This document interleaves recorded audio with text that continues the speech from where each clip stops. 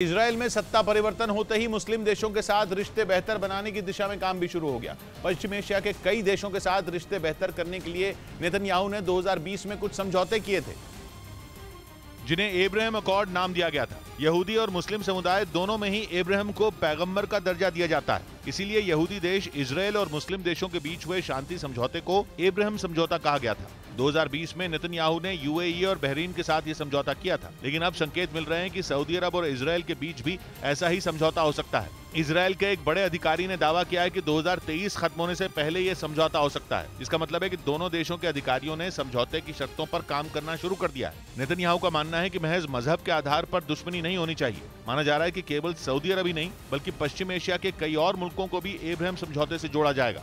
इधर कर्नाटक के मंगलुरु में बुर्का पहनकर मंच पर डांस करने वाले लड़कों को कॉलेज ने सस्पेंड कर दिया। वहां 4 छात्रों ने सेंट जोसेफ इंजीनियरिंग कॉलेज में हुए एक कार्यक्रम में बुर्का पहनकर डांस किया था, लेकिन जैसे ही इसका वीडियो वायरल हुआ, आरोपी छात्रों पर एक्शन लिया गया। सामने आए वीडियो में वो छात्र बुर्के में डांस करते दिखाई दिए। वायरल वीडियो मंगलुरु के सेंट जोसेफ इंजीनियरिंग कॉलेज का है। छात्रों ने ऐसा क्यों किया, कॉलेज प्रशासन इसकी जांच कर रहा है। उधर मुंबई के दहिसर इलाके में उस वक्त हड़कंप मच गया जब वहां कुछ घरों में अचानक आग लग गई, जिसके बाद उससे निकलने वाली लपटें आसमान में कई मीटर ऊपर तक उठती नजर आईं। बताया गया कि वहां कुछ झोपड़ियां मौजूद थीं, जिनमें एक में आग भड़की और फिर बाकी झोपड़ियों में भी फैलती चली गई। आग इतनी भयानक थी कि उस पर काबू पाने के लिए दमकल की 3 गाड़ियों को तैनात किया गया। जानकारी के मुताबिक आग लगने से वहां मौजूद 10 से ज्यादा घर राख हो गए। हालांकि गनीमत यह रही कि इस हादसे में किसी को जान का नुकसान नहीं हुआ। इस बीच तमिलनाडु के कोयम्बतूर में हाथियों के एक झुंड ने एक इलाके में उत्पात मचा दिया। वहां देर रात हाथियों का झुंड जंगल से रिहायशी इलाके में घुस गया और 50 से ज्यादा घरों को नुकसान पहुंचाया। इस दौरान घरों में सो रहे लोगों ने किसी तरह भागकर अपनी जान बचाई। सामने आई तस्वीरों में वन विभाग के साथ कई लोग हाथियों को भगाने की कोशिश करते दिखे। इस बीच हाथियों का पता लगाने के लिए ड्रोन का भी इस्तेमाल किया गया। उधर सऊदी अरब की सरकार यूएई के दुबई की सबसे ऊंची इमारत बुर्ज खलीफा से दुगनी ऊंची इमारत बनाने की तैयारी में जुटी।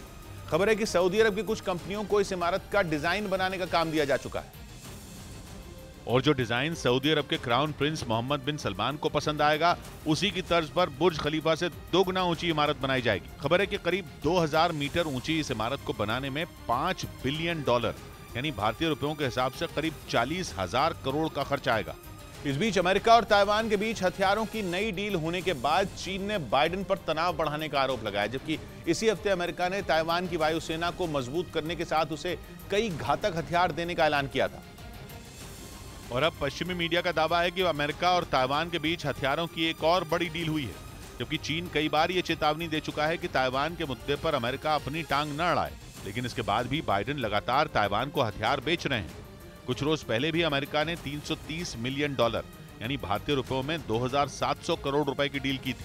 इसके तहत अमेरिका ताइवान को F-16 और C-130 फाइटर जेट के पुर्जों के साथ खतरनाक हथियार भी देगा, ताकि वक्त आने पर ताइवान अपने दम पर चीन का मुकाबला कर सके। और अब एक बार फिर ताइवान ने अमेरिका से एक बड़ा रक्षा सौदा किया, जिसकी वजह से चीन न सिर्फ भड़का हुआ है बल्कि वो अमेरिका पर तनाव बढ़ाने के आरोप लगा रहा है।